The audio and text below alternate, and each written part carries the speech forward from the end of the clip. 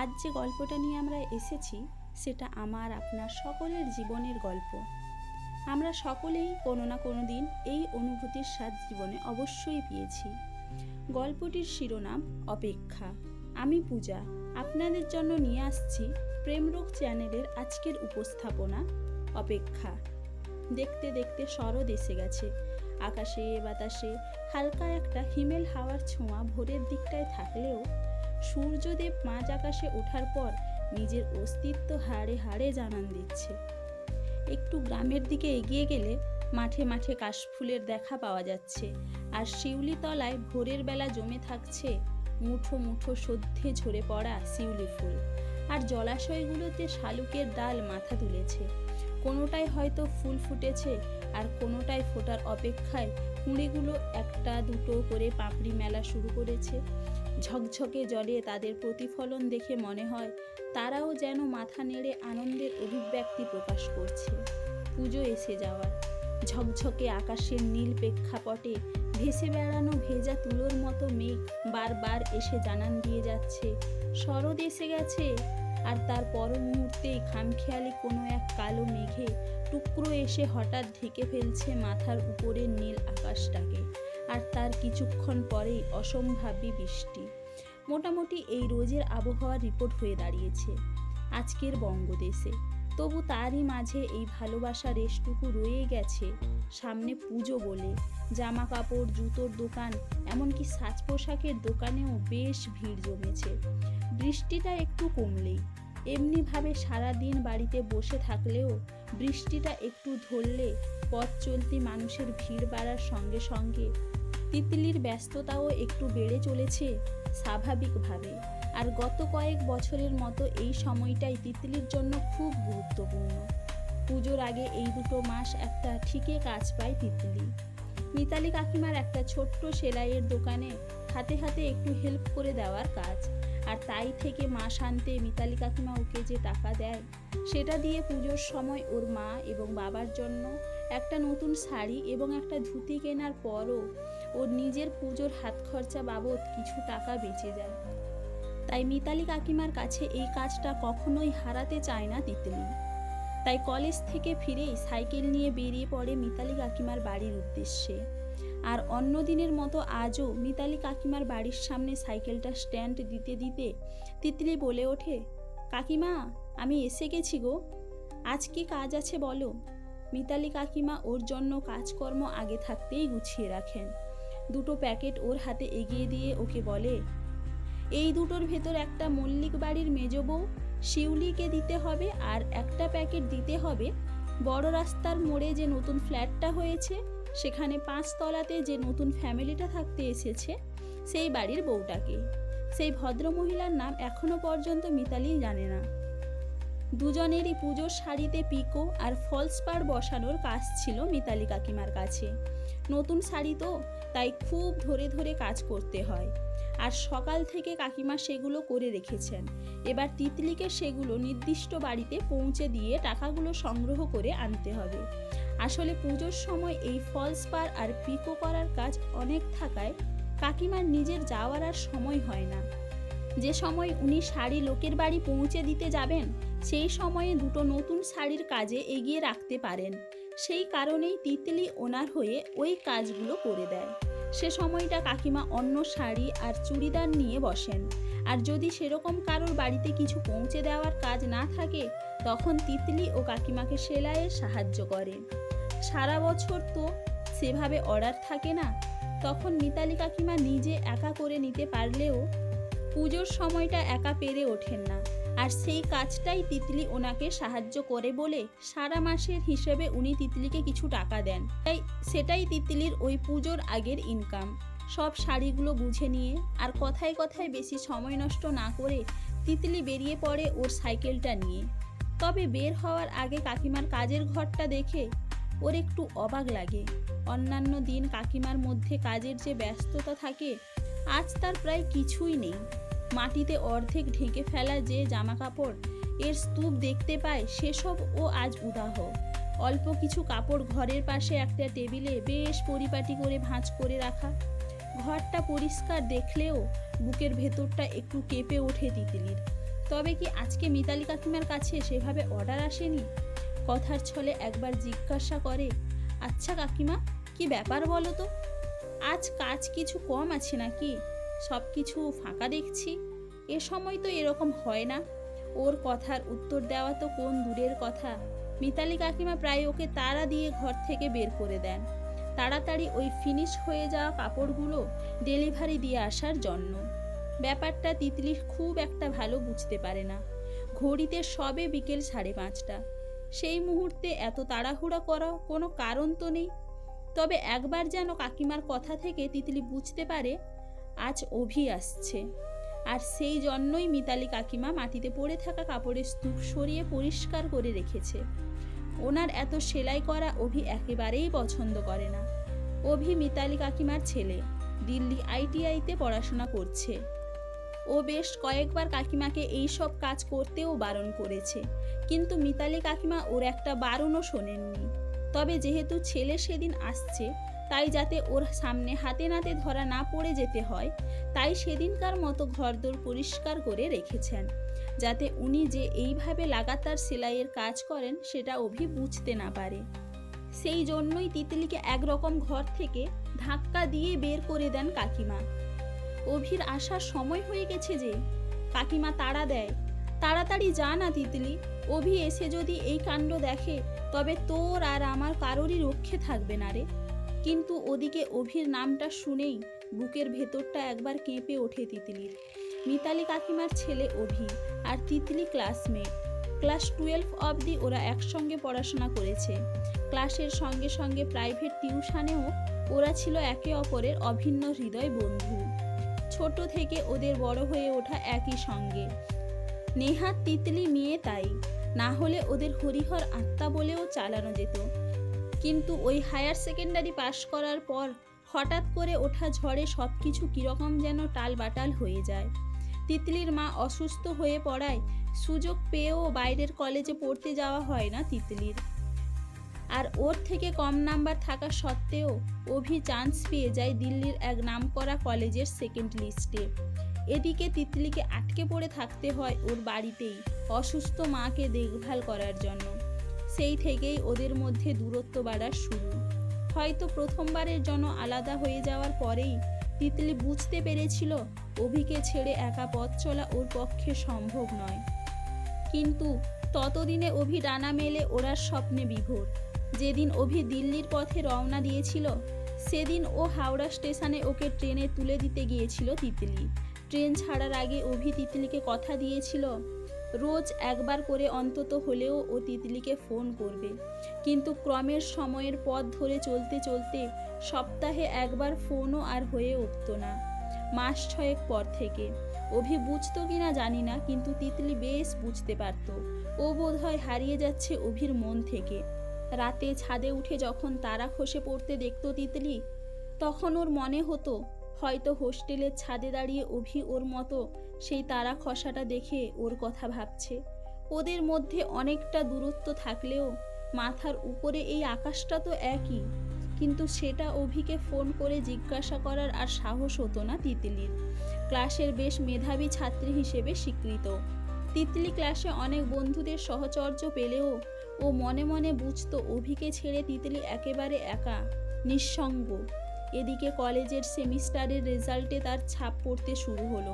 First সেমিস্টারে কোনো মতে অনার্সটা বাঁচলেও সেকেন্ড সেমিস্টারে আর বাঁচানো গেল না।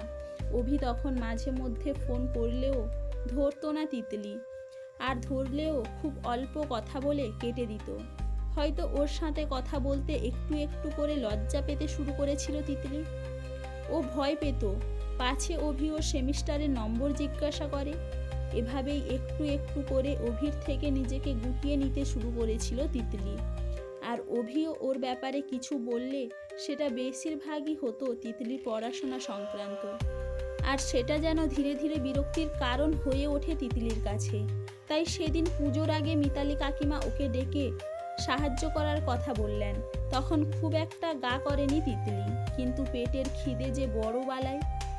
ওর সঙ্গে অভির এই মান অভিমান সে শুনবে কেন? অবশেষে একটা সমঝোতা করেছিল তিতলি। হিসাব করে দেখেছিল পুজোর আগে এই 2-3টে মাস অভি ওর পড়াশোনা নিয়ে ব্যস্ত থাকে, তাই এই সময়টা ও মিতালি কাকিমাকে সাহায্য করে দিতেই পারে। তাতে ওর লাভ দুটো, প্রথম, ও মাসের শেষে কিছু টাকা হাতে পাবে, আর দ্বিতীয়ত অভিকে ফোন না করে ও ওর খবর জানতে পারবে মিতালি কাকিমার থেকে। কারণ ততদিনে অভি বুঝুক আর না বুঝুক, তিতলি বেশ বুঝতে পেরেছে অভির কথায় ও যতই বিরক্তি হোক না কেন, অভির কথা না শুনতে পেলেও কিছুতেই ঠিক থাকতে পারবে না। ও হারলেও অভি জিতছে, এটাই ওকে লড়াই করার শক্তি জোগাতো।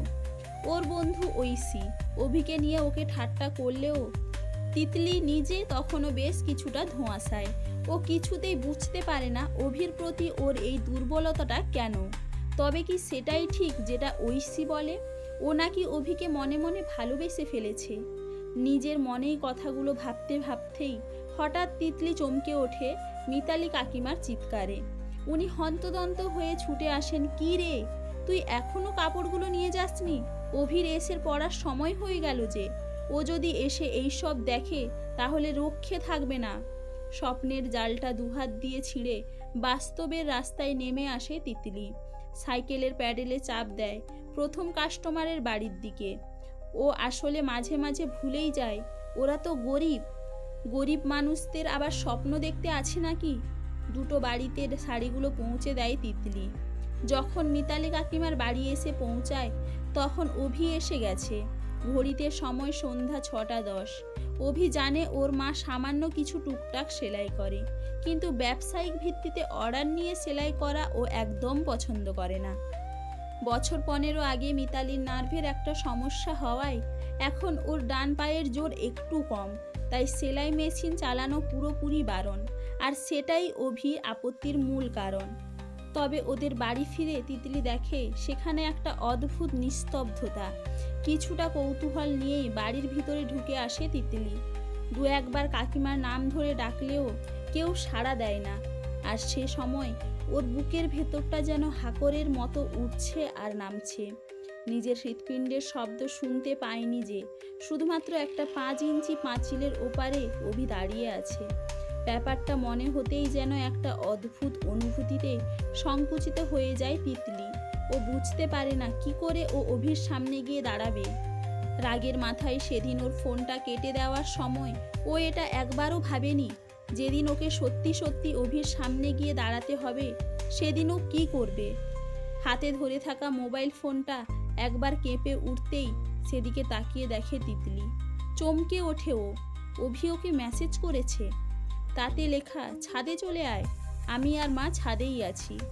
ঘরের দরজার পাশ থেকেই 3 ভাঁজ হয়ে সিঁড়িটা উঠে গেছে দোতলার ছাদে। তিতলির মনে পড়ে আগে ছোটবেলায় গরমকালে ওই ছাদে ওরা কত খেলেছে। নিজের বাড়ি থেকে এই বাড়িতে বেশি সময় কাটতো ওদের।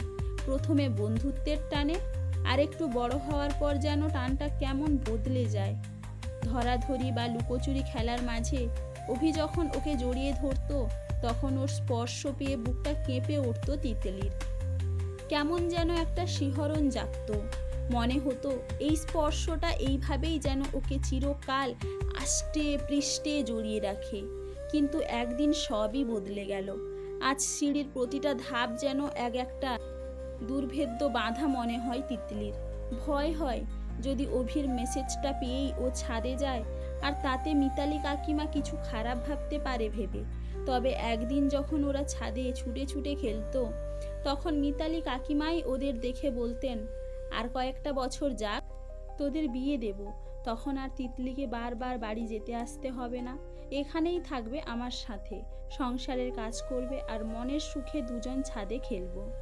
অথচ আজ সব বদলে গেছে। পায়ে পায়ে সিঁড়ির ধাপগুলো বিয়ে উঠতে উঠতে মনে হয় কতই না সংকোচ ওকে ঘিরে ধরেছে। তবু অভি রেখেছে মনের মধ্যে জমা সবকটা বাঁধাকে একপাশে সরিয়ে রেখে পায়ে পায়ে তিতলি উঠে যায় দোতলার ছাদে। দেখে অভি আর কাকিমা খুব মন দিয়ে কিছু একটা ব্যাপার নিয়ে আলোচনা করছে। তাই একটু জড়তা নিয়েই তিতলি জিজ্ঞাসা করে, আমি আসবো কাকিমা? ওর প্রশ্নের উত্তরে মিতালি কাকিমা নিজে এগিয়ে এসে ওকে হাত ধরে টেনে নিয়ে যান অভির কাছে। ওর মুখ দেখে বোঝাই যাচ্ছে যে কোনো কারণেই হোক মিতালি কাকিমা বেশ খুশি। এবং উত্তেজিত। তিতলি কিছু বুঝে ওঠার আগেই মিতালি কাকিমা বলে ওঠেন, দেখ আমার বাঁদর ছেলেটা কি করেছে। আমরা ওর থেকেই যতই লুকিয়ে রাখি, এ পাড়ায় ওর বন্ধুর থেকে আমাদের ব্যাপারে সব খবর নিয়েছে। তাই ওর আইআইটির বন্ধুদের সঙ্গে মিলে ও একটা অনলাইন বিজনেসের পরিকল্পনা করেছে। আর সেটা বোঝাবে বলেই নাকি দুদিনের ছুটি নিয়ে ও আবার এসেছে এখানে। কাকিমার কথাটা শুনে প্রথমেই মনটা নেচে উঠলেও পরক্ষণেই তিতলির মনে একটা আঁধার ঘনিয়ে আসে। অনলাইন ব্যবসা মানে তো ওর সেখানে আর কোনো কাজ থাকবে না। তার মানে পুজোর মাসের ওই কটা টাকার ইনকাম ওর বন্ধ হয়ে যাবে। এই অল্প কিছু টাকাটাও যে তিতলির জন্য কতটা বড় সেটা শুধু ও নিজেই জানে, আর কাউকে সেটা বলে বোঝাতে পারবে না তিতলি। তবে সাথে সাথেই নিজেকে বোঝায়, সত্যিই তো এই কাজটা তো শুধুমাত্র মিতালি কাকিমাকে সাহায্য করার বদলে হাতে কিছু টাকা পাওয়ার, আর তার বেশি তো কিছু নয়। তাই এর থেকে বেশি কিছু আশা করাও ওর উচিত নয়। ও বোধহয় নিজের মনে মনে সেই রকম কিছু একটা উচ্ছ্বাসা করে ফেলেছিল যেটা ওর অধিকারের বাইরে। তবে ছাদের আয়ুষের ধারে দাঁড়ানো অভির দিকে তাকিয়ে দেখে তিতলি, যে ছেলেটা মেসেজ করে ওকে ছাদে ডেকে আনলো সে ছাদে আসার পর একবারও পাত্তা দিচ্ছে না, ওর দিকে একবারও ফিরেও তাকায় না অভি। তিতলি দেখে অভি আলসের ধারে দাঁড়িয়ে খুব মন দিয়ে ওর দামি মোবাইলে কিছু একটা করছে। মাঝের এই সময়টাতে অভিকে বলার জন্য ওর মনে অনেক কথা জমা থাকলেও ওকে সামনে দেখে সব কিছুই কেমন যেন তালগোল পাকিয়ে যাচ্ছে। হঠাৎ করে কাকিমাকে বলে বসে, তোমরা কথা বলো কাকিমা তোমাদের নতুন অনলাইন ব্যবসা নিয়ে, আমি বরং এইবার আসি। খপ করে ওর হাতটা চেপে ধরে মিতালি কাকিমা। খেপেছিস নাকি? এইসব অনলাইনের ব্যবসা আমি বুঝি না বাপু। আমার এই বুড়ো বয়সে এসে আর নতুন করে কম্পিউটার বা মোবাইল ফোন শেখা হবে না। আমি অভিকে বলেছি ও যেন সব কিছু তোকে বুঝিয়ে দেয়। তুই যেমন বলবি আমি সেরকমভাবে তোর সাথে চলবো। আর যেখানটা আমরা বুঝতে পারবো না সেটার জন্য অভি তো রইল, ও আমাদের গাইড করে দেবে। কি বলিস? মিতালি কাকিমার প্রতিটা কথা কান দিয়ে শুনলেও কিছুই বুঝতে পারে না তিতলি। ও নিজেও কদিন ধরে ভাবছিল এবার একটা পাকাপাকি কাজের জন্য চেষ্টা শুরু করতে হবে। এভাবে আর বেশি দিন চলবে না। সেখানে এরকম অনলাইনের ব্যবসার কথা ও এর আগে শুনে থাকলেও খুব একটা বেশি কিছু ডিটেলস জানতো না। আর সেই অনিশ্চয়তা নিয়েই বলে ওঠে, না মানে কাকিমা তুই বাপু সব কিছু অভির থেকে বুঝে নে। ও দিল্লি চলে গেলেই আর তো চাইলেই হাতের কাছে পাবো না। তবু তিতলি জড়তা কাটতে চায় না। তিতলি বুঝতে পারে একটা অস্বস্তি যেন ওকে জড়িয়ে আছে যত সময় যাচ্ছে। আর ঠিক তখনই অভি বলে ওঠে, মা তুমি বিশেষ কিছু ভেবো না, আমি তোমার স্টার্টআপ এর ওয়েবসাইট ডিজাইনটা করে দিয়েছি। আর তাতে সামান্য কিছু পরিবর্তন করতে হবে যেটা আমি তিতলিকে দেখিয়ে দিয়ে যাব। আর কিছু কাজ আছে যেটা তোমাদের দুজনের সাথে কথা বলে করবো বলে বাকি রেখেছি। তোমাদের জন্য একটা ইউটিউব চ্যানেল খুলতে হবে, সেটা তোমাদের গার্মেন্টস প্রমোশনের জন্য আমি সব ব্যবস্থা করে দিয়েছি। জিমেল অ্যাকাউন্টের আইডি আর পাসওয়ার্ডটা তিতলির মোবাইলে ফরওয়ার্ড করে দিয়েছি। তিতলি ইউজার আইডি দিয়ে লগ ইন করে নিতে পারবে। এখনকার মতো আপাতত এইটুকুই থাক, তোমরা একটু একটু করে ব্যাপারটা বুঝে নাও। আমি সব ডিটেলস তিতলিকে পাঠিয়ে দিয়েছি।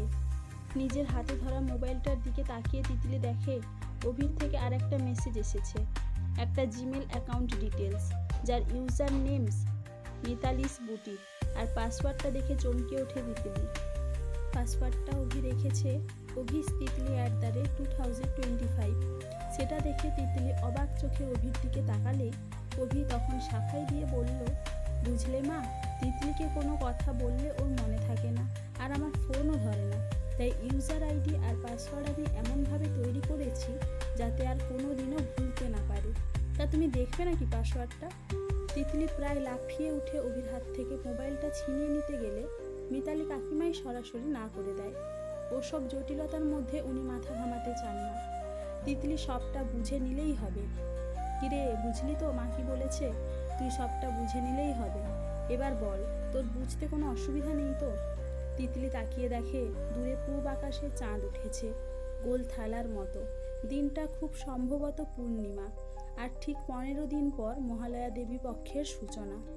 তবে সেই পূর্ণিমা চাঁদের দিকে তাকিয়ে মনের ভেতরটা নেচে ওঠে তিতলির। আর একবার যেন ভালো করে নিজেকে নিজের জীবনটা গুছিয়ে নেবার একটা কারণ খুঁজে পায় ও। তাই অভির কথার উত্তরে তিতলি বলে ওঠে, আর কোনো অসুবিধে নেই, তবে কোনো অসুবিধে হলে তোকে ফোন করে জেনে নেব। মিতালি কাকিমা তাড়া লাগায় ওদের নিচে যাবার জন্য। ওনাকে সন্ধে দিতে হবে, তারপর গরম গরম বেগুনি ভাজবেন, যা দিয়ে জমিয়ে সন্ধেবেলা মুড়ি মাখা হবে ওদের তিনজনের জন্য। মিতালির বুটিকের বোর্ড অফ ডাইরেক্টরদের ফার্স্ট মিটিং বলে কথা, খালি মুখে কি আর সেটা করা যায়? এই রকম টুকটাক হাসি মজার পর মিতালি কাকিমা নিচে নেমে গেলে ছাদের আলসের ধারে এসে দাঁড়ায় তিতলি আর অভি। আলসের ওপর রাখা তিতলির হাতের ওপর আলতো করে নিজের হাত রাখে অভি। ওদের দুজনের মধ্যেই এখন একে অন্যকে বলার জন্য অনেক কথা জমে ওঠে, কিন্তু সময়ের কারসাজিতে কোনো কথা আর বলা হয়ে ওঠে না কারণ। উত্তর আকাশের দিকে তাকিয়ে চুপ করে দাঁড়িয়ে থাকে তিতলি, আর ও দেখে অভি এক দৃষ্টিতে ওর দিকে তাকিয়ে আছে। ঠিক তখনই উত্তর আকাশে একটা তারা খসে পড়তে দেখে তিতলি। ওর মনে হয় কি জানি অভি ওই তারা খসাটা দেখতে পেল কিনা। মাথার উপর আকাশটাকে সাক্ষী রেখে আবার একটু একটু করে কম হতে শুরু করে ওদের মধ্যে দূরত্ব। তবে এখন ওদের নিচে নেমে যেতে হবে। পূর্ণিমার পূর্ণ চন্দ্র তখন আকাশে জ্বলজ্বল করছে। এবার শুধু অপেক্ষা তার জ্যোৎস্নায় ভেসে যাওয়ার। গল্পটি কেমন লাগলো কমেন্ট করে জানাবেন, আর ভালো লাগলে আমাদের চ্যানেলটা সাবস্ক্রাইব করে আমাদের সাথে থাকবেন।